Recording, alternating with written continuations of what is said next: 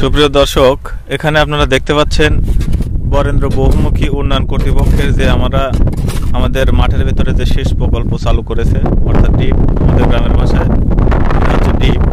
এই ডিপের লাইনের মাঝে মাঝে আপনারা দেখবেন যে একটা করে পুল রাখা আছে। আসলে আমরা যেভাবে প্লাম্বারিং কাজে যেভাবে গ্যাস পাইপ রাখি, ঠিক তেমনিভাবে এই কোম্পানিও মাঝে মাঝে এরকম গ্যাস পাইপ রাখছে। আর তার পাশেই জমি সেচের জন্য আলাদা একটা হাউস করে রাখছে, যাতে 2-3 দিকে এরকম 5 ইঞ্চি পাইপ দেওয়া থাকে।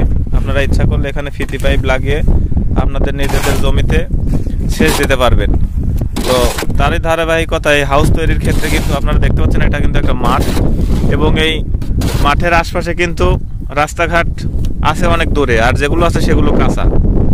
তো ইট বালু সিমেন্ট মিশ্রিত করার জন্য তারা দেখেন কি আধুনিক পদ্ধতি ব্যবহার করছে। এই আধুনিক পদ্ধতি কিন্তু এটা যদি তারা আবিষ্কার না করতো, তাহলে আপনারা দেখতে পাচ্ছেন মাঠের ভেতরে কিন্তু মানে আলাদা কোনো জায়গা নাই যে ইট বালু সিমেন্ট তারা একসাথে মিক্সার করবে। তো এখানে আছে রাব্বি এই পদ্ধতি আবিষ্কার করছে কিটা?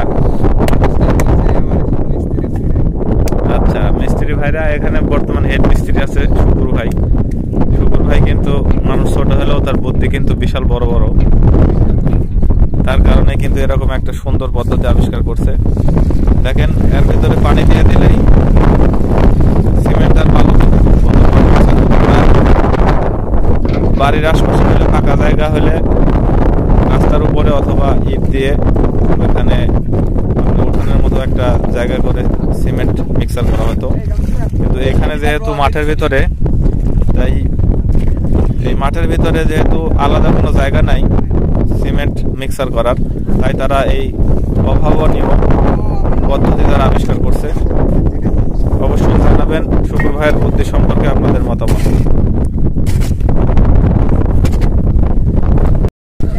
দর্শক, এই যে আপনারা দেখতে পাচ্ছেন যে একটু আগে আপনাদেরকে যে হাউসটা দেখিয়েছিলাম, এই হাউসটা কিন্তু এখন প্রায় প্লাস্টার করার পথে। দেখেন মাঝখানে একজন মিস্ত্রি দাঁড়িয়ে আছে, এবং আপনাদের সামনে যে শুকুর ভাইয়ের কথা বলছিলাম, এই সেই ভাই। দেখেন শুকুর ভাই কিন্তু মানে মানুষ ছোট হলেও তার বুদ্ধি কিন্তু বিশাল বড় বড়। এই অভাবনীয় পদ্ধতি আবিষ্কারের মূলে কিন্তু শুকুর ভাই আছে। আচ্ছা শুকুর ভাই, আপনার কাছে জানতে চাচ্ছি, মানে এই ভুঁইয়ের ভিতরে, এই রসের টিনের ভিতরে এই সিমেন্ট মাখানির বুদ্ধি আপনি কিভাবে পেলেন? এটা আমার দাদারা করিয়ে গেছে, এটা আজ নতুন কিছু, এটা অনেক পূর্বে। আপনার দাদার আমলে তো এরকম সিস্টেমই আছিল, এইটার ঘরই আছিল।